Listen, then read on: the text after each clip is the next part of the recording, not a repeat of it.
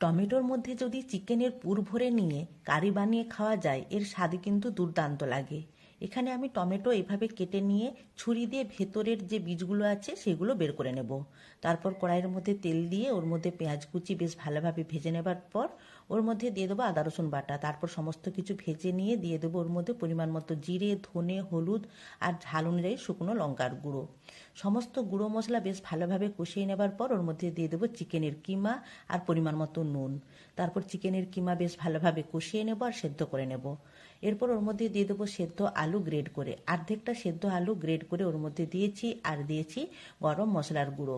সমস্ত কিছু বেশ ভালোভাবে মিশিয়ে নেবার পর ওর মধ্যে দিয়ে দেবো অল্প চিনি। এরপর বেশ ভালোভাবে মিশিয়ে নিয়ে নামিয়ে নেব। এরপর চিকেনের পুর টমেটোর মধ্যে বেশ ভালোভাবে চামচ দিয়ে চেপে চেপে ভরে নেব।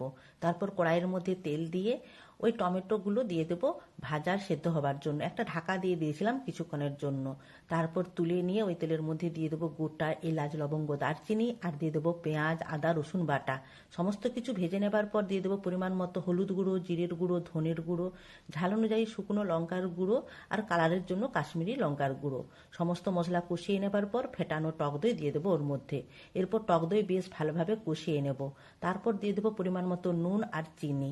এরপর দিয়ে দেবো পরিমাণ মতো জল, অল্প জল দেব। তারপর কিছুক্ষণ ফুটিয়ে নেব। এরপর দিয়ে দেবো গরম মশলার গুঁড়ো। তারপর গ্রেভি যখন ফুটে উঠবে ওর মধ্যে দিয়ে দেবো পুর ভরা টমেটোগুলো। তারপর ঢাকা দিয়ে কিছুক্ষণ হতে দেব। তাহলেই তৈরি হয়ে যাবে। এরপর নামিয়ে নেব।